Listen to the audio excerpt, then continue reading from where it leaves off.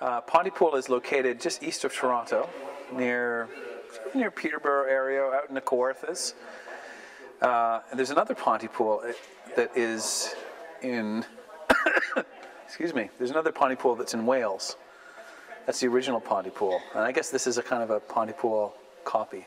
Kind of like London, Ontario, and London, England, Paris, correct. Ontario, and Yeah. Paris, France. Paris, Texas, yeah. This is a different genre from your past films, Highway 61, and all those Dance Me Outside. Yeah. But Dance Me Outside was basically on a reserve. Yeah, set on a... Yeah, so, but we were outside, inside. You know, it was a beautiful time to shoot that film. And how can this relate to that? This being a small town, you're not going to go to the same... No. Well, this is a small town, but you know, what's unusual about this film is it all takes place within the confines of this radio station that we're in right now. And this is it's kind of a handmade radio station. It's a station, you know, I guess the real one burned down. So they've kind of appropriated the gymnasium in the basement of a church while their station gets, you know, fixed up. So this is a small town radio station in a place that's not meant to have a radio station. So very rarely do we go outside in this film. This all takes place on air, you know, in and around this little place, in the kitchen and the halls and the booth sort of thing. So it's a very kind of claustrophobic, and so the small town comes to it. Small town comes into the station through visitors to the station, through people phoning in, with you know, the radio commercials. And this takes place in the year 2000? Now, yep. 2000 something? 2008, I guess, or where we are now. Modern day. Modern day, yeah. And I look at it around and see all this equipment, but the equipment looks 20 years dated. Now, what happened there? Yeah, it's a little bit, you know, we scrounged and saved from, because most radio stations, wherever you are, pretty automated, right? It's all computer. But we still kind of thought, well, this is a small town, so they have a few older things that they've had around for 20 years, and that they still, and we've seen it, they still use it to a degree, like the little carts you put in for commercials and that sort of thing. And it's just a bit more cinematic, and it just gives the, you know, characters a bit more physical action, rather than just press, you know, computer button and something happens on the screen. Yeah. Between these programs here. Right. Okay. Now this, being a radio station, obviously has a lot of music involved. And a lot of your films, like Highway 61, right, had a lot of music. Right. And now, is that a passion of yours? Like, well, I mean, the writer had, not the unfortunate decision, but the writer was very determined this to be talk radio, not a music radio station, you see. And it's talk radio, it's meant to be talk radio because the antagonist of the film is a virus.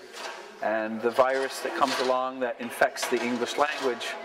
And so we thought that the great irony would be that the first place that the virus appears is in a talk radio station in a small town. So in this film, there's not a lot of music. There's bits and pieces, but it's not as, I think, as music heavy as any of these other films, you know? Okay. So we'll see how it develops. There may be a score, or it may just be a sound design. We're not quite sure yet what happens. So we're not expecting special appearance songs or the soundtrack? No. The way they did Blair Witch, all of a sudden, Blair Witch really had no music in it. Right. So well, you know. an album, the Blair Witch. Really, huh? The radios he would have been listening to. Right. Which was ridiculous. Right. So there's no actual music here. No, but we may set up like sort of, because our character is the DJ, we may come up with something as a podcast that he can play music kind of thing and do, like, you know, as we approach the release of the movie, you know, as a way to get to know the characters, that the character might have his, you know, like Little Steven's Underground Garage, or like Bob Dylan's Radio Hour, or, you know, a special thing where we do something really special with music, but it's more in the kind of run up to the thing.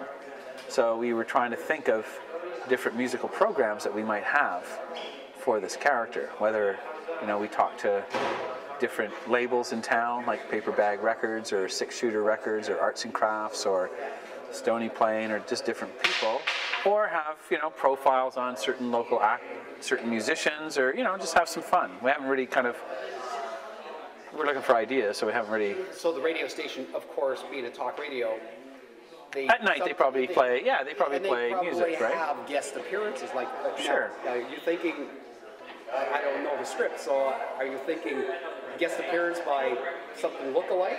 I mean, there's a Bono look-alike running around. Right. I mean, Is it really? Oh, you didn't know this guy No. toured with you too, Really? from Toronto. Yeah, I don't know if we'll have any. We were thinking of maybe having a.